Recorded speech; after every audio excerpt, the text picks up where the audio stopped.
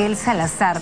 Y el porcentaje de estudiantes con nivel satisfactorio en matemáticas pasó de 17 a 26% en el 2014 respecto al 2013, es decir, escaló 53%. De la misma forma, el porcentaje de alumnos que entienden lo que leen creció de 33 a 44%. Esto lo ha podido confirmar el mismo ministro de Educación, quien estuvo hoy en los estudios de RPP. Veamos el informe.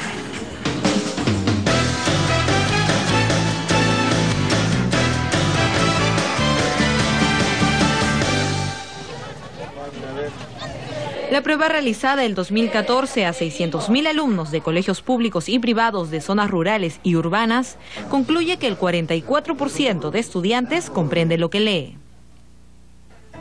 Entre tanto, el 26% de estudiantes alcanza el nivel satisfactorio en matemática, lo que representa un aumento de 9 puntos porcentuales desde el 2013. El ministro de Educación, Jaime Saavedra, señaló que los resultados de la evaluación reflejan el crecimiento más alto en ambas áreas, desde la aplicación de las pruebas. En ambos casos son aumentos sustanciales, de 11 puntos en un caso, de 9 puntos en el otro. Pero esos niveles, 44 y 26, todavía nos muestran que hay un espacio muy grande por recorrer. De otro lado, Saavedra consideró que no hay riesgo de una paralización docente. Más que una huelga del SUTEP, lo que vemos es, o una amenaza de huelga, lo que vemos es directores que han perdido sus plazas porque otros las van a ocupar. Tenemos también algunos profesores interinos que han cesado porque no cumplieron los requerimientos para los cuales se les dio 2 años para que cumplan el requerimiento de obtener su título. El ministro de Educación defendió la participación de privados en la construcción y gestión de instituciones educativas, al sostener que ofrecen más eficiencia que el sector público. Bueno, ha habido una mejora. El ministro ha sido bastante optimista. ¿Cuáles son las causas? Por ejemplo, se dice que las causas se deben a 4 ejes centrales en la gestión de los recursos y herramientas provistas a las escuelas y docentes. Por ejemplo, el 86% de las escuelas contó al inicio de clases con docentes contratados. En el 2013 esta cifra solo alcanzaba el 35%, esta vez aumentó. Se registró un aumento de 40 puntos porcentuales en la cantidad de colegios que recibieron libros de textos para utilizarlos, para el año escolar. También aumentó la proporción de estudiantes evaluados que asistieron a la educación inicial y el 77% de docentes recibieron materiales de apoyo a la enseñanza, kits de monitoreo, de aprendizaje, entre otras cosas. Estamos en estos momentos con Ricardo Cuenca, investigador principal del Instituto de Estudios Peruanos. Ricardo, muy buenas tardes. Hola, ¿qué tal? Buenas tardes, Raquel. ¿Debemos ser optimistas? ¿Cuáles, en tu opinión, han sido las causas de este resultado y qué tan importante es esta evaluación? Sí, yo creo que primero son buenas noticias, ¿no es cierto? Estas dudas respecto de los resultados o de cómo se obtienen esos resultados me parece que son a este momento responsables porque no tenemos toda la información como para saber qué factores son más atribuibles o no. Solamente tenemos la primera parte de la descripción de los datos, que además proviene de la Unidad de Medición de Calidad del Ministerio de Educación, que es probablemente la institución más seria técnicamente en el sector, que desde hace años viene trabajando de una manera realmente responsable. Y se ha evaluado a escolares de segundo grado de primaria, de privados y del Estado, ¿no? Del Estado. Públicos y privados de segundo grado en las 2 áreas, en matemática y en comprensión lectora, y en 4º grado de primaria para niños de zonas bilingües. Entonces, en general son buenas noticias, hemos mejorado. Hay que ponerle también un contexto claro a este asunto, ¿no? Primero, que la mejora no es una mejora que viene de una varita mágica de un momento a otro, sino que viene de un proceso, es una cuestión sostenida. Segundo, que tiene muchos factores. Tú has mencionado 4, que son los que parecieran ser los más atribuibles, es decir, por esas razones es que las cuestiones mejoran, ¿no? Sin embargo, yo creo que también hay que colocar la evaluación en su justa dimensión. Ni estamos bien ni estamos mal. Esto es solo un indicador de cómo va parte del sistema educativo. Y esta parte del sistema, es decir, cómo los niños de segundo grado de primaria, nada más, en comprensión lectora y en matemáticas han mejorado. Esto no quiere decir que toda la educación esté bien o que toda la educación esté mal, ¿no es cierto? Entonces, ahí hay que darle su justa medida de la evaluación, porque si no se empieza a tergiversar lo que es la evaluación y finalmente pasa lo que no quisiéramos que pase, que se pervierta la idea de evaluación, que solo se practique para evaluar, para rendir el examen. Claro, a lo mejor se puede pensar. Ahora, ¿es la misma evaluación de todos los años o hacen algunos cambios? No hacen cambios, hacen cambios. El sistema es un sistema complejo, altamente técnico, ¿no es cierto? Ahora, ¿se preparan a los chicos de segundo grado antes de la evaluación? Porque yo supongo que los profesores un poco que también para que no quedar mal, los prepararán con anticipación, ¿no? Porque después ya, para no pasar el roche, la vergüenza, quedamos en el último lugar. Porque creo que ahora los padres de familia pueden acceder a los resultados de cómo quedó su hijo. Pueden. Bueno, eso es una de las ventajas que tiene la evaluación censal. Es decir, que cada padre de familia va a recibir un reporte de cómo están sus hijos, ¿no? Ojalá los utilice en la escuela y los padres para poder hacer algo. El esfuerzo tendría que valer la pena, ¿no? Entonces, a ver, para que el público entienda, ¿cuáles serían las causas de esta mejora? A ver, en general vamos a esperar el estudio de factores asociados, que es como se llama, para ver qué causas son realmente atribuibles a estos resultados en particular. Lo que la evidencia ha dicho durante años de evaluación en el Perú y en América Latina es que hay algunos factores que suelen ser siempre los mejores. El primero es el desempeño de los maestros, que generan el mejor clima de aula, que están con mejor disposición para enseñar, por supuesto que están mejor preparados.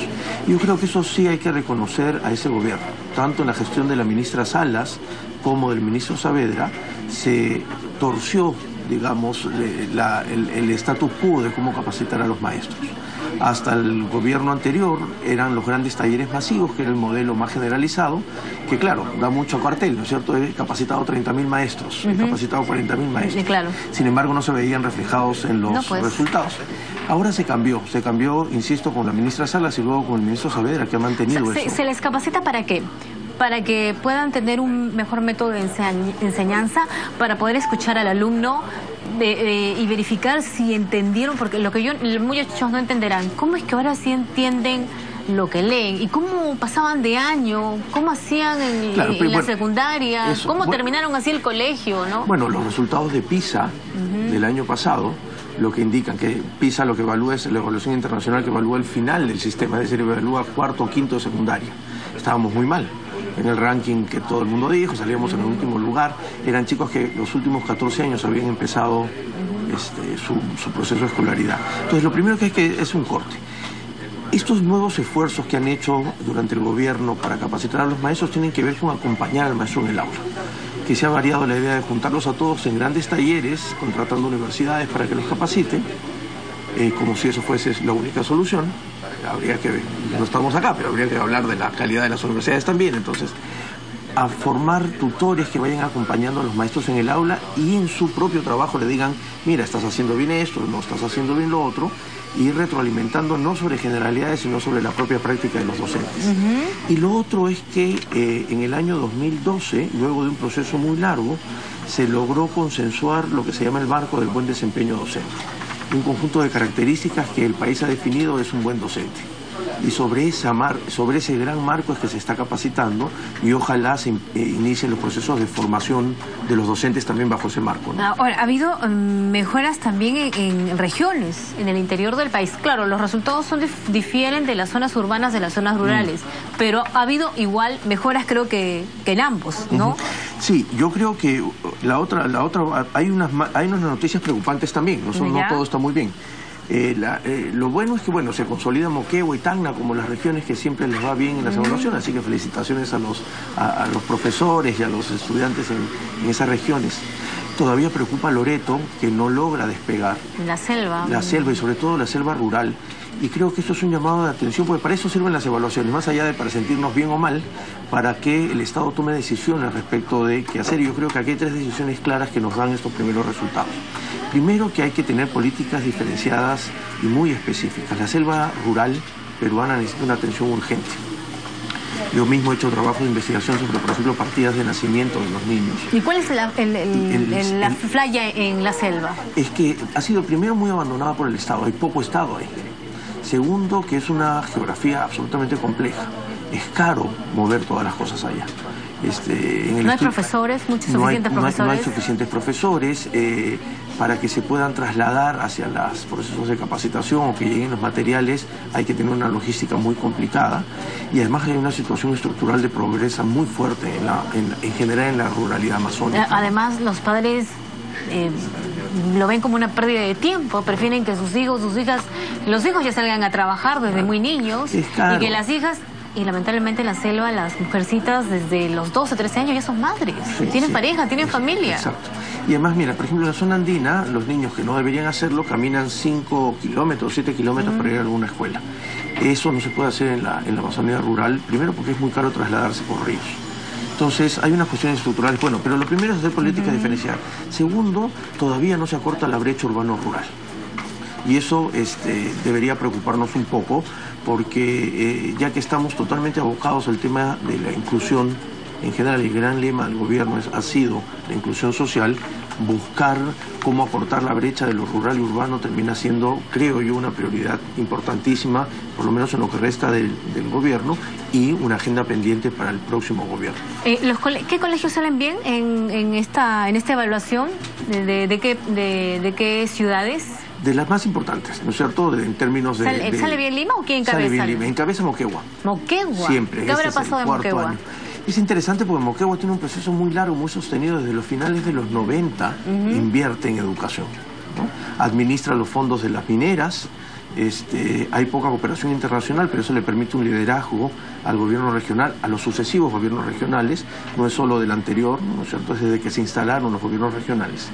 Entonces Moquegua está en la punta, luego viene Tacna, si no me equivoco, Lima, Callao. Moquegua, Tacna y Lima, caramba, muy bien. O Callao, Lima, digamos, va ahí, y hacia el final Loreto, Ucayali, Huancavelica, ¿no es cierto? Que no es selva, pero también tiene problemas. Entonces ahí hay que cortar las brechas.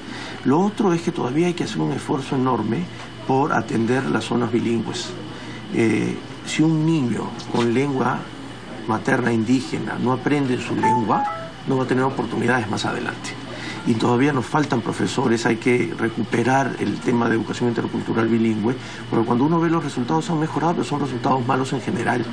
Y entonces hay que hacer un esfuerzo doble para atender a esos niños. Claro, porque incluso vemos iniciativas individuales, hemos pasado el caso de una ganadora del Premio Integración del grupo RPP en Puno, en Uros. Claro. Esta joven, no importa, con lo que poco que tenía y los pocos conocimientos y con la ayuda de privados, formó su escuelita ahí y les enseña en su propia lengua, ¿no? En su idioma, claro, en Aymara. Y es un avance, pero eso debería ser apoyado por el Estado, ¿no? Sin duda, sin duda. Entonces ahí hay otro tema. Y un tercer tema de preocupación, y que tiene que ser una política clara del Ministerio de Educación, es que así como las brechas urbanos-rurales siguen muy grandes, las brechas entre lo público y lo privado se acortan. Y entonces la idea y el mito de que lo privado siempre es mejor que lo público empieza a mostrar sus límites. Y esto producto de varias razones. Una de ellas, que son las que además yo particularmente he estudiado y me interesa, tiene que ver con la enorme heterogeneidad de la oferta privada. Es decir, hay escuelas privadas de muy alto nivel. Muy buenas. Muy buenas. Pero hay también... unas muy malas, muy malas. Peor que una escuela pública. Mucho peor que una escuela pública, y ahí están los resultados, ¿no? Y lo peor es que estos resultados, por supuesto, las escuelas privadas muy buenas, que son las de élite, están en las zonas más ricas del país. Y en Lima, en los distritos más ricos. Pero si tú miras solo lo que pasa en Lima, en los distritos más pobres, donde hay una gran oferta privada, lo público siempre está mejor que lo privado. Con lo cual hay una condición también de la situación socioeconómica de los barrios. Una escuela privada pobre es peor que una escuela pública. Me imagino. Por más que estén en el mismo barrio. Colegios del Estado, los mejores que hay en Lima, ¿cuáles son? No se publican los datos con ranking, pero sospecho que el Colegio Mayor que tiene Mayor. Y probablemente Claudia algunos Damer otros. también, supongo Alfonso Ugarte, supongo esos colegios. Bueno, pero es muy importante también el cambio que se debe hacer desde el mismo profesor, ¿no? Exacto. Antes era todo tiene que ser memorizado, todo tenía que apuntarse, era bastante rígido, el que entendió bien, el que no entendió, no, piña, pues. Ahora se va a ampliar los horarios en los colegios, en varios colegios, y lo que nos decía el profesor Trachtenberg hace unos días es que esa hora que se va a aumentar en las clases en los colegios debería ser para reforzar para explicar a aquel que no entendió y para hacer las tareas. ¿Estarías de acuerdo? Sí, sí, claro, claro. Y además porque lo que yo creo, y en eso concordamos con León, es que acá hay una centralidad importante en el maestro. Sin docentes no hay posibilidad de cambio, ninguna. Podemos conversar lo que sea, podemos planear políticas educativas, podemos hacer mucha investigación educativa. Pero a la hora que el profe cierra la puerta de su salón y se enfrenta a 30, 40 chicos, es donde se resuelven las decisiones de política, ¿no es cierto? Entonces, sin maestros no hay posibilidad de cambio y acompañarlos. Los maestros tienen que reconstruir un poco la propia identidad profesional que ha venido cayendo por los malos sueldos, porque había dos carreras, claro, ¿no es cierto? No eran tan meritocráticas las carreras antes, ahora se unificaron a partir de la ley de reforma magisterial que se aprobó en el 2012, si no me equivoco, se han empezado a implementar los concursos meritocráticos, las evaluaciones, y eso creo que está generando una confianza entre los maestros. Bien, bueno, y obviamente que se necesita que se invierta más en educación. Muchas gracias a Ricardo Cuenca, investigador principal del Instituto de Estudios Peruanos. Muchas gracias. Gracias a ti, Raquel. Bueno,